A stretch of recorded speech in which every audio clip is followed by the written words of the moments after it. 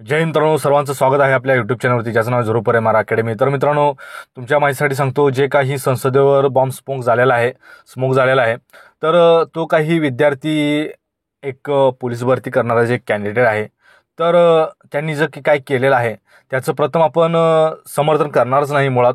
आणि कालच 13 डिसेंबर 2001ला तर दहशतवादी हल्ला संसदेवर झाला होता. परंतु हा दहशतवादी हल्ला आणि जे विद्यार्थी जाऊन तिथं काहीतरी करतोय, ही एक खूप मोठी गोष्ट आहे आणि राजकारणाच्या कानाखाली चपराक मारण्यासारखी गोष्ट आहे ही मित्रांनो. कारण स्पेशल सगळे राजकारणी लोक जे आहेत ती ह्यामध्ये तरुणांना किंवा शेतकऱ्यांना नोकऱ्या आणि शेतकऱ्यांना जे काही योजना म्हणा किंवा त्यांचे कर्ज प्रकरण माफी म्हणा कोणतेही करत नसल्या कारणाने पूर्ण तरुण आणि शेतकरी वर्ग हा टोटल लॉस झालेला आहे. त्या कारणाने आता स्पर्धा परीक्षेचा विषय जरी घेतला तर स्पर्धा परीक्षेमध्ये बरेच विद्यार्थी हे शेतकऱ्याचीच मुलं आहेत. शेतकऱ्याचंच पीक नाही पिकलं तर शेतकऱ्याची मुलं काय शिकणार आहेत. आणि अक्षरशः शेतकऱ्यांच्या मुलांकडे फडणवीस साहेबांनी इतकी फी वाढवून ठेवलेली आहे की एक फॉर्म भरायला 1000 रुपये फी आहे कुठलीही. आणि ज्या शेतकऱ्यांचं पीक आहे त्यांचं कांदा भाव विकायला गेला तर कांदा म्हणा कुठलंही पीक गेलं तर त्याच्या हातात फक्त त्या टेम्पो जी काही शेतात माल विकायला आणलेला असतो बाजारामध्ये, तर त्या बाजाराचं टेम्पोचं भाडं सुद्धा निघत नाही. आणि देवेंद्र साहेबांना वाटतं की काय मुलं काय कुठे काय मोठे असे काही सरकारी नोकरी काय ते मोठे बिझनेसमॅन आहेत का काय की बाबा ते पटापटा पैसे भरतील, अशी गोष्ट नाही. फडणवीस साहेबांना एवढी सुद्धा काय मॅनर्स आहे का नाही मला माहीत नाही. तर ही मुलं कशी एवढ्या मोठ्या प्रमाणात फी भरतील, ह्या फीचा मुद्दा झाला. परत मुंबईचा पोलीस भरतीचा खूप मोठा स्कॅम झालेला आहे. पेपर फुटी प्रकरण झालेलं आहे. मोठलट स्पर्धा परीक्षा समन्वयाचे बरेच जे काही त्याचे सदस्य आहेत त्यांनी सुद्धा सगळं ओपन करून टाकलं की बाबा हा मुंबईचा पेपर टोटल फुटलेला आहे.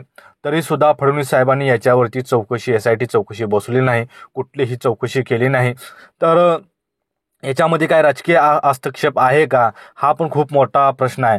कारण हे जर असं झालं, तुम्हाला एक उदाहरण सांगतो मी की मुंबईच्या आझाद मैदानावरती ज्या वेळेस जे काही पोलीस भरती करणारे विद्यार्थी होते लाखोच्या संख्येने हजारोच्या संख्येने गेले, आम्हाला कायदेशीर लोकशाहीला धरून आम्हाला आंदोलन करू द्या.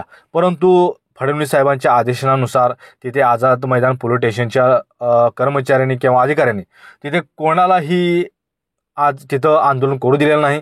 तुमच्यावरती आम्ही गुन्हे दाखल करू, तुम्ही पुढे भविष्यामध्ये कुठल्याही नोकरीला पात्र होणार नाही, अशा बऱ्याच बडथापा पोलिसांनी हाणल्या. आणि तिथल्या विद्यार्थ्यांना लाखो जे काही कायदेशीर पद्धतीने किंवा लोकशाहीच्या पद्धतीने आंदोलन करण्यासाठी गेलेल्या विद्यार्थ्यांना तिथनं हुसकावून लावलं, त्यांना पळवून लावलं, त्यांच्यावरती लाठीचार्ज केला, त्यांच्यावर हल्ला केला, मारामारी केली पोलिसांनी.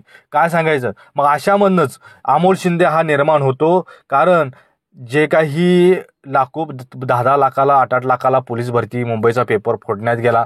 एवढ्या मोठ्या जागा होत्या, 7,000 ते 7,000 जागा कॉन्स्टेबलच्या जागा होत्या. त्यातल्या निम्म्या जागा तर यांच्या निम्म्या वशिल्यामध्ये किंवा माझा कार्यकर्ता, माझा भाचा, माझा पुतण्या याच्यामध्येच सगळ्या जागा वाटप झाल्या. आणि जे काय उरलेल्या जागा होत्या त्या 8 लाख 10 लाखाला गेल्या. त्यामध्ये ग्राउंडचा प्रश्न आला, त्यामध्ये लेखीचा प्रश्न आला. अशा बऱ्याच मुंबईचा मोठा घोटाळा निर्माण झालेला आहे. अशातूनच एक अमोल शिंदे एक निर्माण होण्याची म्हणजेच अमोल शिंदे निर्माण होतात असे जे काही संसदेवर जे काही त्यांनी हल्ला केलेला आहे. तर तुम्हाला सांगतो, राजकारण्यांना वाटत असेल की बाबा हे विद्यार्थी आहेत तर ह्यांची काय म्हणजे आमच्यासमोर अवकात आहे की बाबा एक काय तर आम्हाला करतील.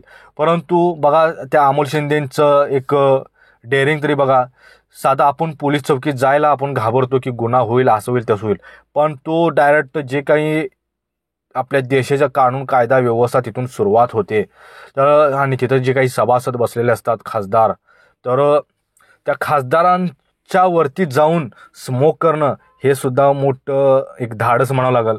कारण का ह्याला ही जी जबाबदारी आहे ती सगळी ही जी काही राजकीय व्यवस्था आहे हीच व्यवस्था आहे, बाकी कुठलीही व्यवस्था नाही. तर ही सगळी अमोल शिंदेचं मी काही समर्थन करत नाही, हे चुकीचंच आहे. परंतु याला ही जबाबदार कोण आहे तर राजकीय लोक आहेत. ही सर्वांनी लक्षात घ्यावं. कारण का कुठलाही स्पर्धा परीक्षा पेपर गेला तर लाखोमध्ये, मग गरीब लोकांनी पैसे कुठनं भरायचे लाखोमध्ये? त्यांची क्वालिटी असताना ही लोक माघारी बसतात, 2-2, 3-3 भरत्या देऊन सुद्धा कुठल्या भरतीला किंवा कोटी सरकारी नोकरी लागत नाहीत. हाच एक मोठा स्कॅम आहे.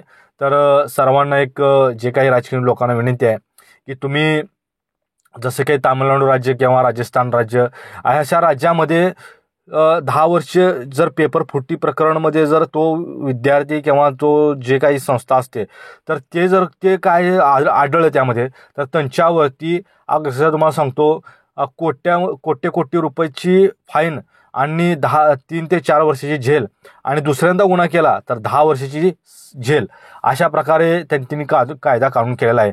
मग फडणवीस साहेब, तुम्ही ही कायदा करा. आता विधानसभेचं जे काही हिवाळी अधिवेशन चालू आहे त्याच्यामध्ये तुम्ही कायदा पास करा की जेणेकरून कोणीही पेपर फुटी तुम्ही जामेवर बसवा, काय करा, जामेवर काय कुणाला माहीत नाही.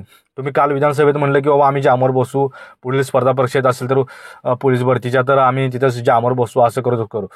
जामेवर सुद्धा तुमच्यासारखं जामेवर फुसका आहे, हे मी तुम्हाला सांगतो या व्हिडिओच्या माध्यमातून.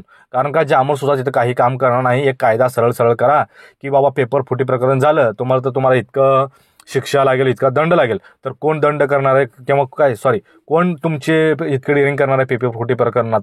तर हा खूप महत्त्वाचा मुद्दा आहे मित्रांनो. तर बघा, एकंदरीत अशी परिस्थिती आहे. अमोल शिंदेना मी सपोर्ट करा असं म्हणत नाही, परंतु त्याने जे काही पाऊल उचललंय ते काही आता एक मुलं आता कमेंट येतीलच आपल्या कमेंट बॉक्समध्ये की मला तर असा वैताग आलाय की मी आता आतर्कीचं बनतो, मी असंच करतो, मी तसंच करतो, असे कमेंट आता बरेच येणार आहेत.